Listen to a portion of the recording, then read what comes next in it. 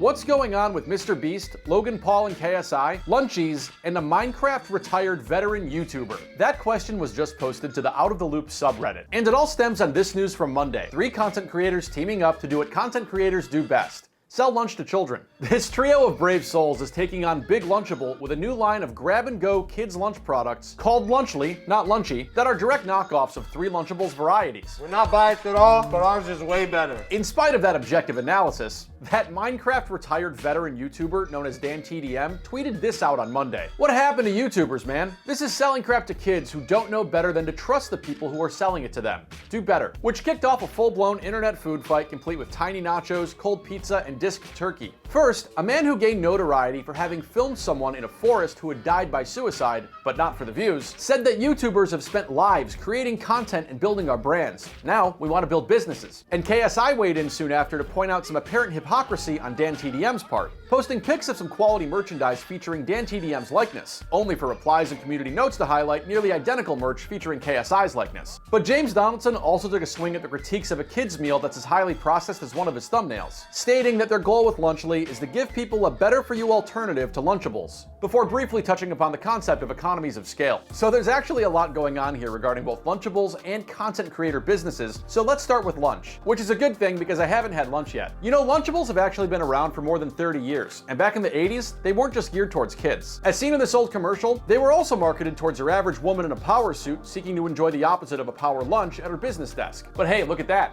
Mayo and actual slices of meat. Today, it's these tiny little meat pogs. And yeah, these things could definitely use a bit of a plus up.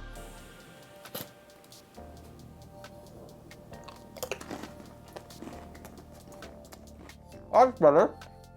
Anyway, if the Airheads and Capri Sun didn't give it away, Lunchables these days are mostly targeted towards children who prefer pairing Transformers with their ham. And as of last year, 2 Lunchables varieties, the turkey and cheese and the ice cold pizza, were actually reformatted to meet federal requirements for the National School Lunch Program, which provides lunch daily to around 30 million kids. Kraft Heinz claims these school products, which are different than the ones sold in grocery stores, have improved nutrition. That pizza, for instance, contains 1/8 of a cup of a red/orange vegetable.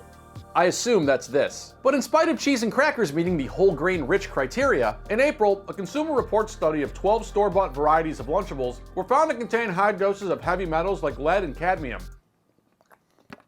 Pairs well with a pencil. And while Consumer Reports said the metals in these products don't exceed any legal or regulatory limits, and some contaminants are naturally found in the environment, they're not great for kids or adults. And they nevertheless called on the USDA and even launched an online petition to get Lunchables out of the National School Lunch Program. Kraft Heinz disputes the idea that all processed foods are unhealthy.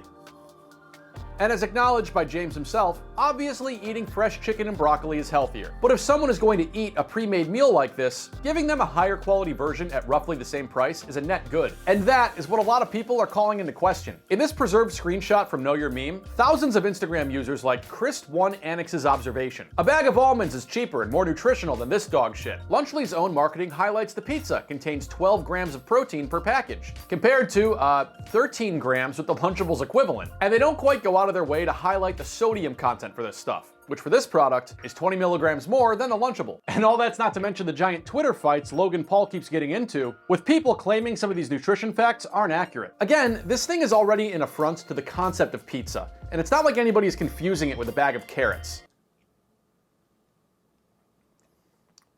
This is missing everything.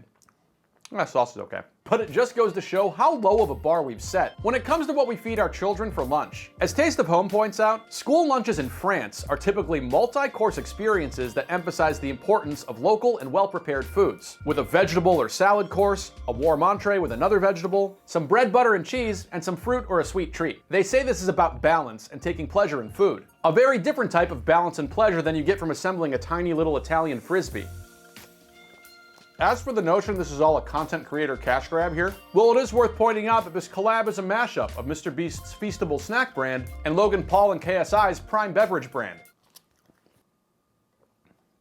What the heck? Sadly, they don't appear to have teamed up with a turkey influencer. And if anything, it's a wake-up call to the National Turkey Federation to step up their social game, as tours of processing plants and old presidential pardons don't exactly wake up the algorithm. Anyway, last year, Paper Magazine looked at how influencers are more attuned to their audience today than stars of the past, save perhaps for Sylvester Stallone and his low-carb pudding. And they claim that buying stuff from creators you like gives the feeling of partaking in a community gathering, filling in a desire to forge an analog connection with digital creators who are basically celebrities. Now, it's too early to tell whether cheese and crackers will fare better or worse than other offshoots from these guys, from the low-quality MrBeast burger to the NFT Pokemon ripoff Crypto Zoo. But one thing is clear.